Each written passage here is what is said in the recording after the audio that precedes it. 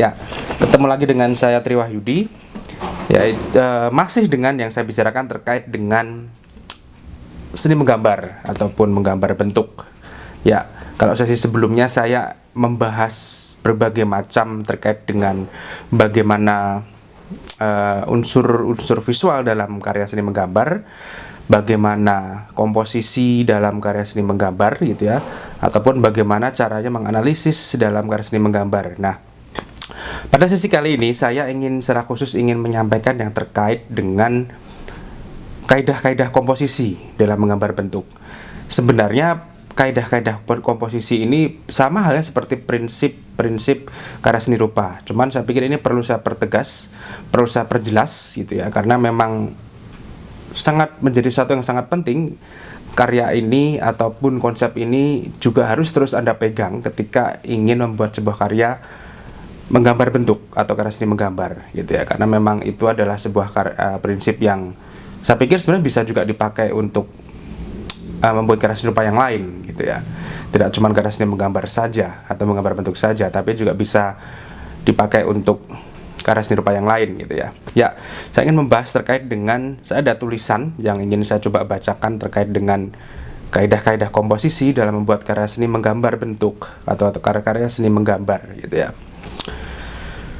Kadang-kadang keindahan hasil suatu gambar seringkali membuat pengamat merasa kagum dan menyangka penciptanya adalah seorang yang jenius dalam penggarapan gambarnya secara mudah. Karena kadang-kadang umumnya seorang perancang, perupa, atau siapapun, desainer atau apapun harus mempelajari kaidah atau prinsip tata cara menggambar. Jadi kadang-kadang bukan karena seseorang bisa mengerjakan lebih cepat dari orang yang lain, tetapi memang mereka harus menguasai kaidah-kaidah tersebut, gitu ya, prinsip-prinsip tersebut. Gitu ya, lebih dahulu. Ini adalah sesuatu yang menurut saya sangat penting. Kaidah dan prinsip atau tata cara menggambar yang dimaksud adalah komposisi. Komposisi merupakan susunan dari beberapa unsur secara seimbang dan serasi.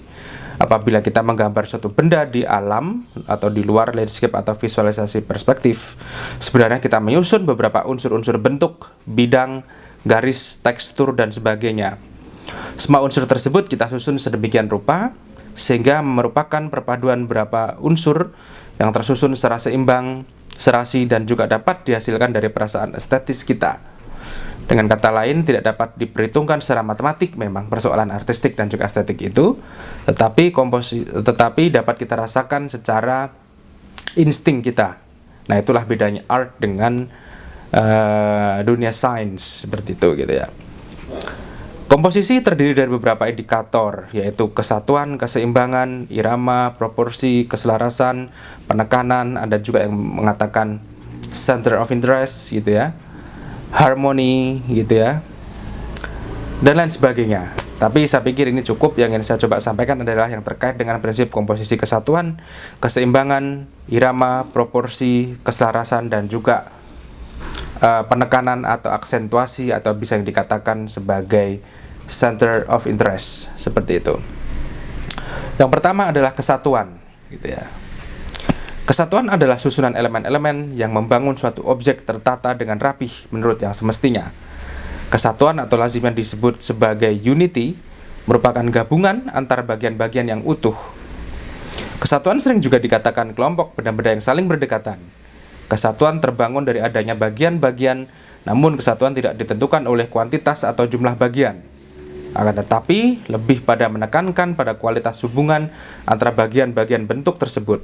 Dengan kata lain, karya seni rupa secara kualitatif, bagian atau unsurnya telah menyatu dengan tidak memerlukan tambahan unsur yang lain.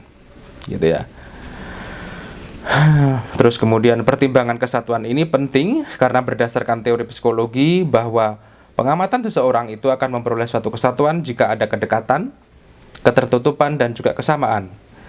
Dalam penerapannya pada bidang karya seni rupa, prinsip kesatuan ini menekankan pengaturan objek atau komponen objek secara berdekatan atau penggerombolan unsur atau bagian-bagian yang lain. Antara unsur yang saling menutup, misalnya dua garis lengkung yang berhadapan, akan lebih memperoleh kesatuan dibandingkan dengan posisi berlawanan pada arah yang sama. Itulah kesatuan. Jadi pada prinsipnya kita bisa menimbang antara bentuk satu dengan yang lainnya dengan pola yang sangat berdekatan ataupun secara proporsional antara objek dan juga bidang gambar, seperti itu. Nah, yang kedua adalah keseimbangan atau balance.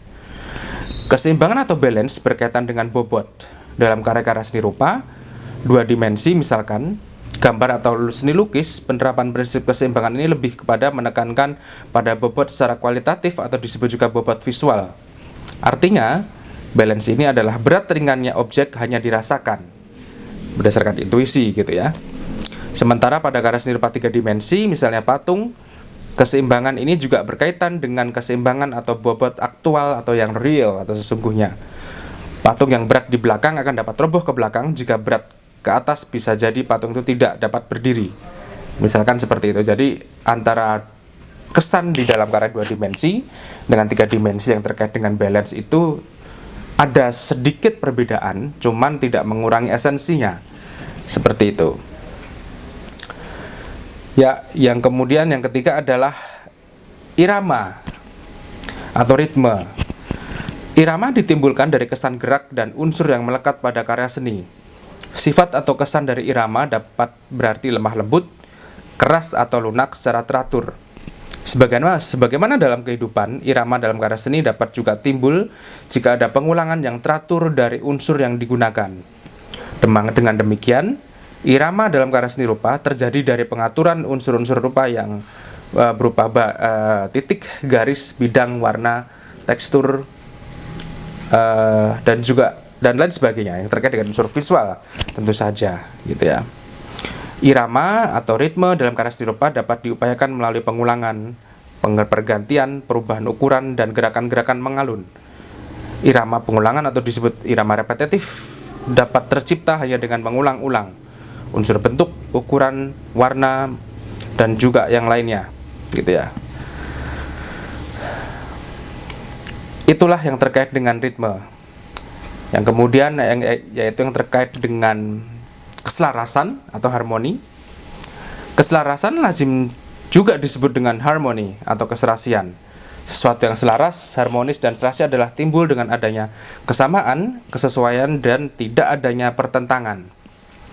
Demikian juga dalam karya seni rupa. Keselarasan ini dapat dibuat dengan cara menata unsur yang mungkin sama, sesuai dan tidak ada yang berbeda secara mencolok.